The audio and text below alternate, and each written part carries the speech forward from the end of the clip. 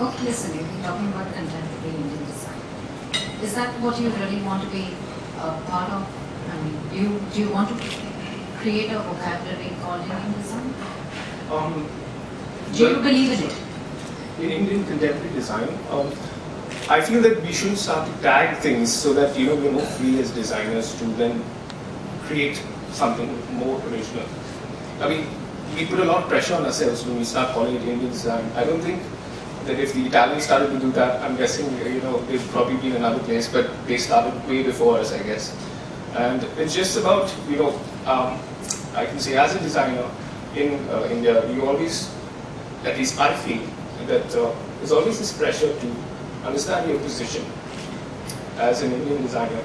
Then if you're not, then you almost like nothing. So it's almost like this whole, again, Maslow triangle, your self-actualization as a person. And if you're there, I think then design will just sort of flow out of you, in the right way and for the right context, keeping all these things in mind. Have you thought about some typically Indian products, that one uses that are so, I mean, this is so Indian, right? Like a bucket, for example. There's no house, no matter the bathtubs or the bathing shower stalls or whatever you have, people still have buckets in the house. Yes. Or the lota, yes.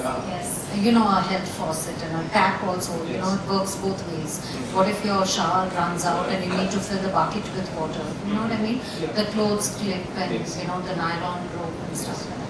Have you thought about things, the jhadu? I mean, that to me is the epitome and a seriously good functional product. I mean, there is nothing to beat that till now. It's a different matter than the US. People think my sister has a wall hanging, like an interesting wall hanging from India. But are there any typically Indian products that you think that are that one cannot do without, but one can redesign? Not in a superficial way. I don't mean a craftsman way. I mean a usable product. I mean, for example, I don't see a very good-looking bucket when I go to look for one. Okay, so what I mean is really something that needs to be worked out. I kind of find this hard to answer because You can even answer this later. Think about it. Yeah. Because I feel that again, aesthetic is something which is again very subjective. And what I've actually been trying to say, if I've not been clear, is that from my project on universal visual language, I think that could cross over into the realm of the products and tangible things as well. Because for me, I feel that it's quite evident that design principles are universal. So, no matter what you design, as long as it's in the right context and understanding, what you're designing for in the best possible way, I don't think you can go wrong as a designer.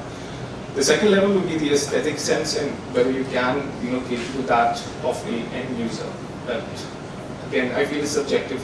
And if, again, Indian design, if it started to be forced into that mold, I'm speaking very generally, but if it had to be forced into the mold, it might lose its Indianness or what I think it is.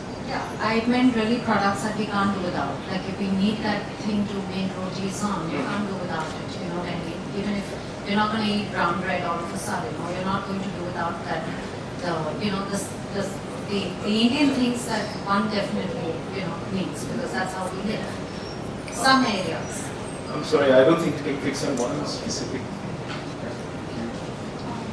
Do you, obviously you're not, I just wanted to ask you, do you have a problem or do you have a concern that something has to be, that if it is labeled as an Indian design, do you have a concern about it? Maybe the only fact that if we start to, at least for myself, trying to sort things out, so if I start to label it and I start to feel that, it's not Indian and you start to compare it, I feel that we're kind of holding, ourselves back rather than just being free to just look at the context and design it for the context, and maybe that's the thing. And then if we do stop, maybe to my mind, that if we stop labeling things as Indian design or Italian design or something, design is for everyone. So my point is that the context is what really matters, designing for the context. But do you think Indian design has just stuck at that craftsmanship, superficial level? Did this presentation have the Sankeda furniture thing? Okay, that is okay. Sorry. But you know what I mean is, it's a superficial art form. The furniture, the structure, all that fun. But isn't it a concern that it's still at that art craft level and not really at a usable, functional, durable level?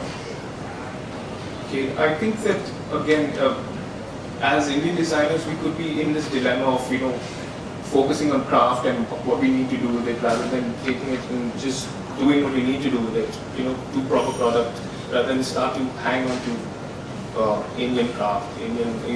Maybe we're just holding ourselves back by calling it Indian craft.